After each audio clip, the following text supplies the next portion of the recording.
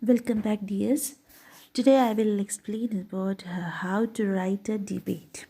So it is there for your exams, and first of all, you should know a debate writing is something like a formal discussion on a particular matter in a public meeting or legislative assembly in which opposing arguments are put forward and which usually ends with a vote.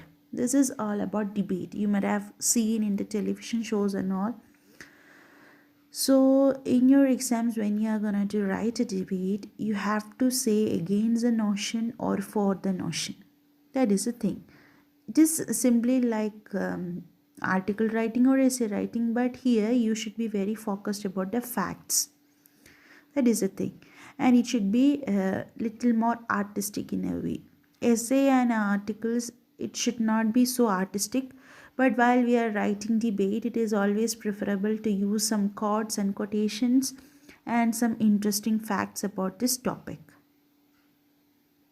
Now we can focus on the debate writing tips. The first and the foremost step is to choose the side whether you want to write for or against a motion. That is the first thing. And always try to select the side you personally want to support and have more material information to write on. And it is preferable to make a choice during the reading time.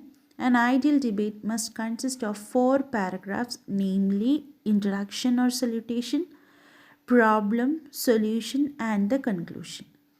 So that is the first thing you should keep in mind, that while reading the topic, you should be aware that which side you can flourish, means for or against the motion, which one will be better for you. You should be aware about it.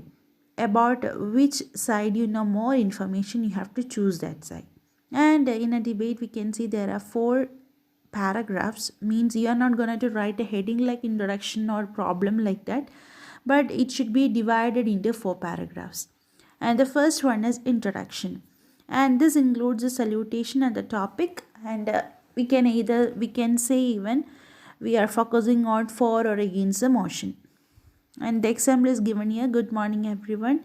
Esteemed judges, honorable guests, respected teachers, and my fellow students. There you have to give your name and feel honored to have been given the opportunity to speak for or against the topic.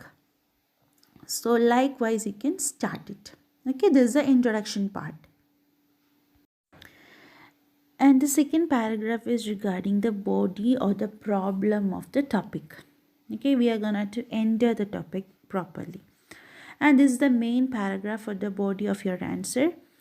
And you have to keep in mind that always begin with the meaning of the topic or the explanation of the topic in not more than a line. Then you can start quoting the issues, and now here it is important you follow a sequence. Okay, and it is possible that you have too many points or very few points. When you have a lot of varied points, it is better to choose a few best ones and write a line on each. And if you have very few already, explain them in at least 2 lines each. And you should make sure that you are clear with your thoughts. Only then you will be able to put them into words. Okay, and the third paragraph is a solution. So in the second paragraph we have given the problem, so in the third paragraph we are giving the solution. And we can either start with a quotation also, and here it is given like a small quotation. For every problem there is a solution, and this paragraph needs to be short and crisp, whereby you are supposed to give a rational and practical solution for all the above problems. That is the main thing. It should be a rational one. We can't simply say hypothetically. It should be very factual, it should be very rational.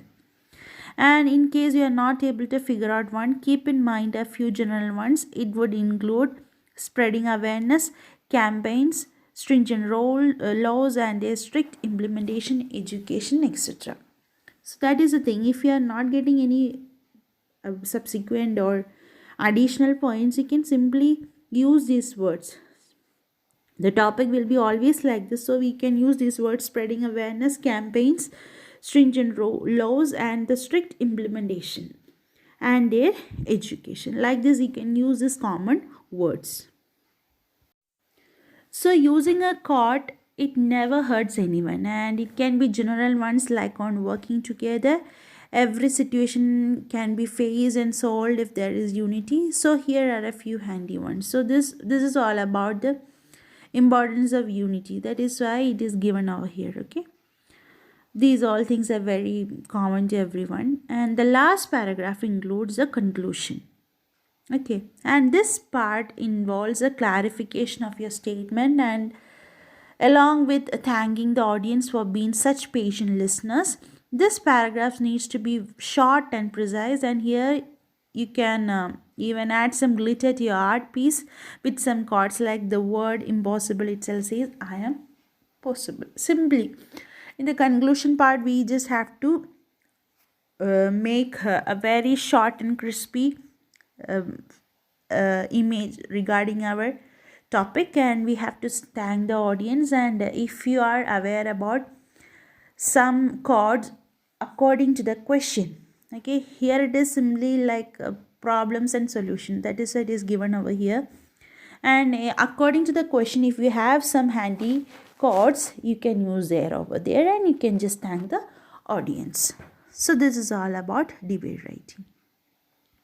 Okay, so now I am going to tell you some don'ts you are supposed to do in debate writing. Okay, so first thing, never mention any of your personal details, that is name, school name or address. That is the first thing. In writing in exam, if the name of the student or the person is given there, that the same thing you can use. Otherwise, just make any other name, school name or address. Don't give your exact address.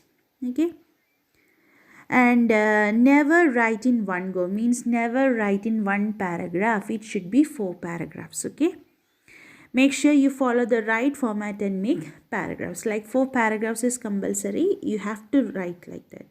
And do not use slangs or short forms. That is a thing in debate writing. Even though we are writing in an artistic way, we are not supposed to use any slang words or any short forms. Okay, and don't write wrong facts. I have already told you it should be a factual or rational image, and if you are not aware about the fact, don't write it, simply leave it. Whatever you know about it, just write. Okay, like if you are mentioning the percentage and all, and if you are not sure whether it is right or wrong, don't write all those things. And try not to exceed the prescribed word limit of 150 to 200 words. That is a normal word. That is why we are having 4 paragraphs. 150 to 200 means either in a paragraph there can be like 30 words, 30 to 40 words, then it is okay. Do not invest too much time in just this question. That is the first, and you should make a time limit for your writings. Means don't, if the topic is very interesting, don't get indulged in one question itself. You have to go with the other questions as well.